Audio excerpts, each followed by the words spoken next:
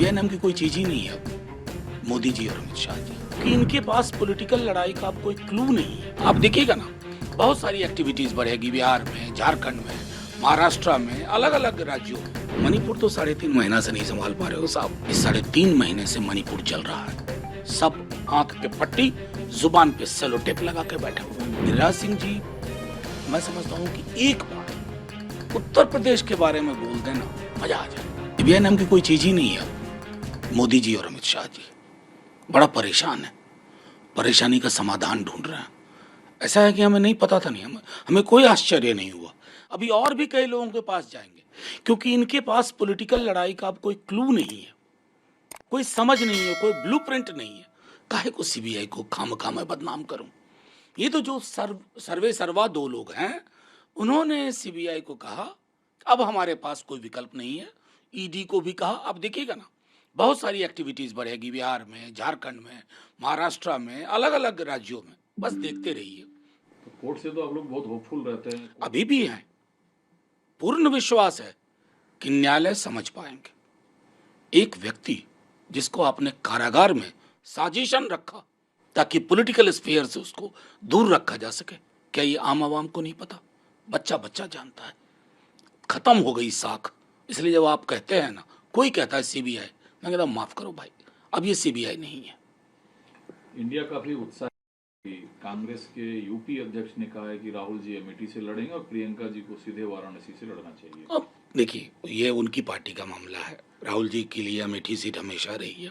वाराणसी को वो क्या फैसला लेते हैं, ये सारी चीजें, मतलब ये इंडिया सिर्फ हमारा नहीं है, ये पूरे पूरे देश का जहन है, उनकी सोच है। एक प्रगतिशील लोकोन्मुख विकल्प जिसका नाम है वो है इंडिया। लेकिन सर, जब आप का जो भी हो, लेकिन कौन कहां से जीतेगा, कौन कहां से हारेगा, इस पर भी तो सर्वसम्मति बनने का नाम इंडिया गठबंधन है। अब मीटिंग्स तो होने दीजिए ना, बातचीत होने दीजिए। सब कुछ अनुकूल चल रहा है, कहीं कोई प्रतिकूल हवा नहीं है। बस मुझे ये पता है कि मीडिया का एक बड़ा वर्ग सुबह उठ करके इसी ताक में रहता है कि कहीं कोई खबर मिले कि प्रधानमंत्री जी, अमित शाह जी, बीजेपी को खुश किया जा सके कि आज इंडिया गठबंधन में थोड़ी दरार दिखी। कोई दरार नहीं है साहब, कोई तकरार नहीं है। तेजस्वी जी ने ज्यादा ये अपराध है। मैं समझता हूँ उन्होंने जो कहा, हम लगातार हम लोग सब कह रहे हैं। उप मुख्यमंत्री जी ने कहा, मैंने सुबह भी आज कहा कि जब तक आप हमसे बाइट लेते हैं शाम तक कार्रवाई हो जाती है। लेकिन बाकी राज्यों को, मणिपुर तो 3.5 महीना से नहीं संभाल पा रहे हो साहब। किसको कहते हो, किस जुबान से बोलते हो? आईना रखा करिए। तो सवाल तो उठे अररिया हत्याकांड को लेकर। नहीं, सवाल उठेगा, उसका जवाब भी मिलेगा। फौरी तौर पर कार्रवाई होगी। हम अपनी चुनौती, अपनी जिम्मेवारी से अलग नहीं हटते हैं। हम बीजेपी की तरह के नहीं है कि 3.5 महीने से मणिपुर चल रहा है। सब आंख पे पट्टी, जुबान पे सेलो टेप लगा के बैठा हुआ है। गिरिराज सिंह से लेकर नित्यानंद राय तक हमलावर है आप लोग। होने दीजिए। गिरिराज सिंह जी का तो डिपार्टमेंट है पाकिस्तान। अब संजय जायसवाल जी उस डिपार्टमेंट में घुस गए हैं। अब उनको तो आपस में ही बहुत ज़्यादा कंपटीशन है।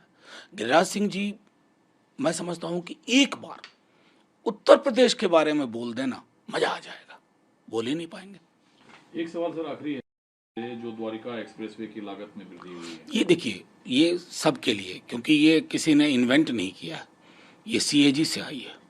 18 करोड़ और 250 करोड़ में बहुत बड़ा फर्क होता है, और ये फर्क कोई तर्क नहीं समझा पा रहा है।